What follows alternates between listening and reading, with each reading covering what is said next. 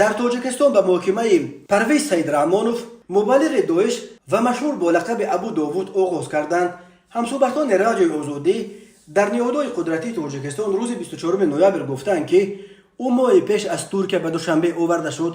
ابو داوود در چندین عمل تروریستی در تاجیکستان، روسیه و شویتسیا گمانبر است. اینترپول یا پلیس بین المللی نیز با درخواست روسیه او را میگفت. محکمه‌اش در دادگاه پایتخت جریان دارد. یک منبع رادیوی آزادی در دادگاه 24 نوامبر گفت پرویز سید رحمانوف 35 ساله با تروریسم و آدمکشی، گروگانگیری، جلب و اشتراک در جنگ‌های خارجی، تشکیل و رهبری سازمان تروریستی گمانبر است.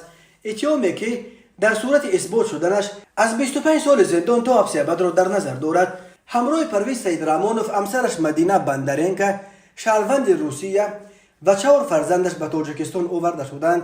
اکسان چیلی و مادر مدینه بندرینکا روز 24 نوامبر به رادیوی آزادی گفت از مقامات روسیه خواسته است دخترش را به آن کشور ببرند. دختر من شهروند روسیه است و با فریب او را به سوریه بردند. حالا خواهش دارم که او را با فرزندانش به وطن برگردانند، گفت او. مقامات تاجیکستان ابو داوود را از تبلیغگران خطرناک داعش می‌دانستند که به اطلاع آنها ده‌ها جوان را به جنگ سوریه و عراق برده است. منابع رادیوی آزادی در مقامات انتظامی گفته بودند که تاجیکستان از سال 2019 4 بار برای استرداد او به ترکیه درخواست فرستاد ولی انقره پاسخ نمیداد. استرداد او پس از سفر وزیر امور داخلی رمضان رحیم‌زاده به ترکیه در ماه ایول امسال امکان پذیر شده است، اما معلوم نیست که به چه شرطی و یا در عوض چی. به اطلاع رسمی در سالهای 2013 2015 از تاجیکستان تقریبا 2000 نفر به سوریه و عراق رفته به صف گروه‌های تندرو تروریستی به مثل داعش پیوستند.